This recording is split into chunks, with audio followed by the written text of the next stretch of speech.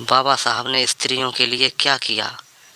भीमराव अंबेडकर एक ऐसी शख्सियत थे जिन्होंने हमेशा महिलाओं को उनका हक देना चाहा और उनकी सामाजिक स्थिति को सुधारने के प्रयास किए।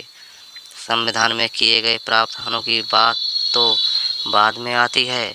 उन्होंने आज़ादी से पहले हमेशा सभा सेमिनारों में महिला अधिकारों के लिए आवाज़ उठाई। उन्होंने स्त्री शिक्षा के लिए काफ़ी प्रयास किए। नागपुर में संपन्न दलित वर्ग परिषद की सभा में डॉक्टर आम्बेडकर ने कहा था, नारी जगत की प्रगति जिस अनुपात में होगी उसी मापदंड से मैं उस समाज की प्रगति को आंकता हूँ। उन्होंने गरीब स्त्रियों का आह्वान करते हुए कहा था, सफाई से रहना सीखो, सभी अनैतिक बुराइयों से बचो, हीन भावना को त्याग दो, शादी विवाह जल्दी मत करो और अधिक संतान पैदा मत करो। बाबा साहब के ये शब्द स्त्रियों के प्रति उनके सोच को दर्शाता है।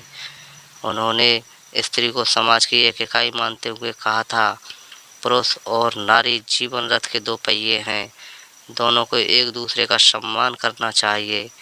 पत्नी को चाहिए कि वह अपने पति के कार्यों में एक मित्र, एक सहयोगी के रूप में दायित्व निभाए, लेकिन यदि पति गुलाम के रूप में बर्ताव करे तो उसका खुलकर विरोध करे।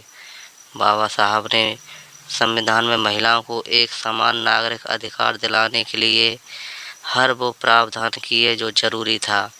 हमारे संविधान में महिलाओं को वोट देने का अधिकार पुरुषों की भांति ही मिला। हिंदू मैरिज एक्ट को बाबा साहब की ही देन मानना चाहिए। इससे पहले देश में बहु विवाह अपराध नहीं था और महिलाओं को तलाक का भी अधिकार प्राप्त नहीं था।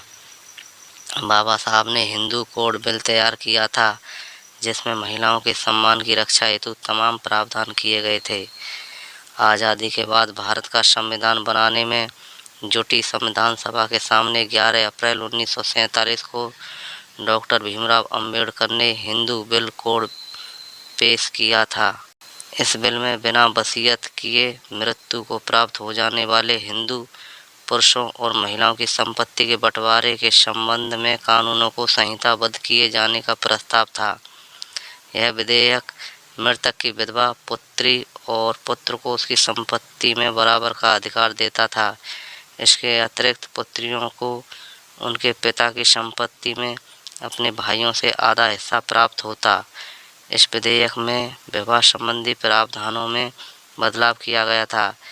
यह दो प्रकार के विवाहों को मान्यता देता था, सांस्कारिक व सिविल। इसमें हिंदू पुरुषों द्वारा एक से अधिक महिलाओं से शादी करने पर प्रतिबंध और अलगाव संबंधी प्रावधान भी थे। यह कहा जा सकता है कि हिंदू महिलाओं को तलाक का अधिकार दिया जा रहा था। मैटरनिटी लीव की व्यवस्था भी बाबा साहब ने ही करवाई थी। इस बिल में ऐसी तमाम कुरीतियों को हिंदू धर्म से दूर करने की कोशिश की गई जिन्हें परंपरा के नाम पर कुछ कट्टरपंथी जिंदा रखना चाहते थे। इस बिल को 1951 में आम्बेडकर ने संसद में पेश किया था, लेकिन संसद के अंदर और बाहर इसका जमकर विरोध हुआ, जिसके बाद बाबा साहब ने क्षुब्ध होकर कानून मंत्री के पद से इस्तीफा दे दिया था।